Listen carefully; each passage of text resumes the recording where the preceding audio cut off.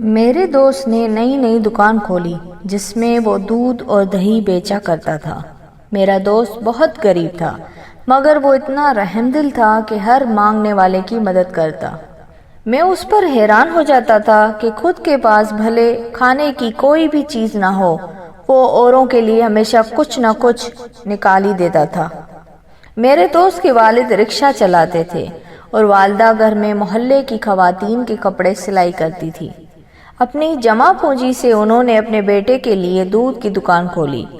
ظاہر سی بات ہے دکان میں دودھ تو کہیں نہ کہیں سے آنا ہی تھا، تو وہ گاؤں کے زمیندار سے دودھ خرید کر بیچا کرتا تھا۔ وہ زمیندار بہت لالچی تھا۔ وہ اپنے نفع کے لیے دودھ میں پانی ملا کر ملاوٹ زدہ دودھ فروخت کرتا تھا۔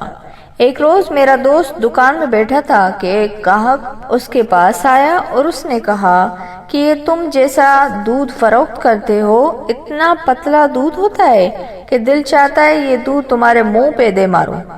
میرا دوست حیران ہوا کہ آخر وہ تو جو دودھ لے کر آتا ہے وہی بیچتا ہے، اس میں ایک قطرہ پانی نہیں ملاتا، تو آخر گراہک ایسا کیوں کہہ رہا ہے؟ اس نے اپنی صفائی میں کہا کہ وہ کسی قسم کی ملاوٹ نہیں کرتا، مگر گراہک نہ مانا اور اسے بولا کہ آئندہ اگر دودھ ایسا ہوا تو میں علاقے والوں کو بتا دوں گا کہ تم سے دودھ نہ خریدیں، اور یہ کہہ کر وہ چلا گیا۔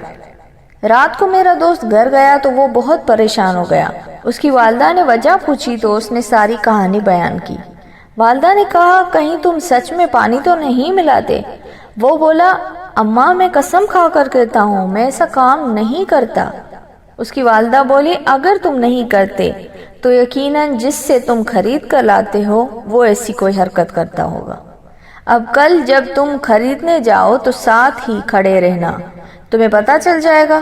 وہ بولا ٹھیک ہے۔ اگلی روز وہ گیا اور دودھ والے سے بولا کہ مجھے 20 کلو دودھ چاہیے۔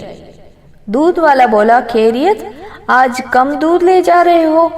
وہ بولا لوگ شکایت کرتے ہیں کہ دودھ پتلا ہوتا ہے، کہیں آپ پانی تو نہیں ملا کر دیتے ہو؟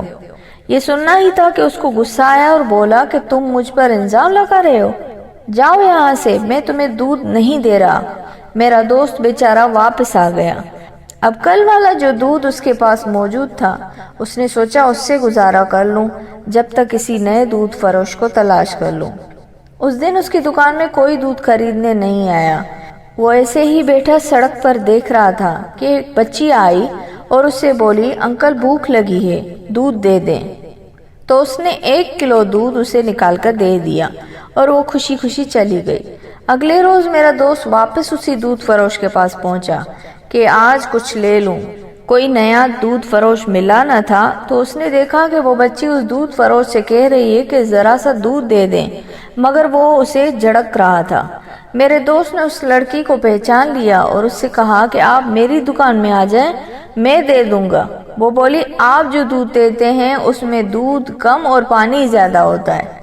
میرا دوست مسکرا کر دودھ والے سے بولا دیکھا آپ نے، یہ بچی بھی یہی بات کر رہی ہے، کیونکہ میں آپ سے جو دودھ خریدتا ہوں وہی آگے بیچتا ہوں۔ وہ بہت ہٹ درم تھا۔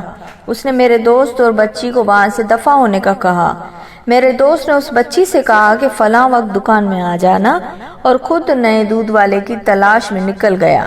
اللہ کے فضل سے میرے دوست کو نیا دودھ والا ملا جس کے یہاں سے وہ دودھ گاڑا تھا۔ وہ بچی مطلوبہ وقت پہنچی۔ میرے دوست نے اسے 1 کلو دودھ دیا اور اس کا پیچھا کیا کہ آخر وہ جاتی کہاں ہے۔ کافی دور چل کر وہ ایک جھوپڑی نما گھر میں داخل ہوئی اور اپنی والدہ سے بولی کہ اماں فلاں دودھ والے انکل بہت اچھے ہیں۔ اس کی والدہ نے دعا کے لیے ہاتھ اٹھائے اور کہا کہ اللہ اس رحم دل شخص کو اتنا نوازے کہ وہ سمیٹ ہی نہ سکے۔ آج میرا وہی دوست 1 عدد کوٹھی اور 3-4 گاڑیوں اور زمینوں کا مالک ہے۔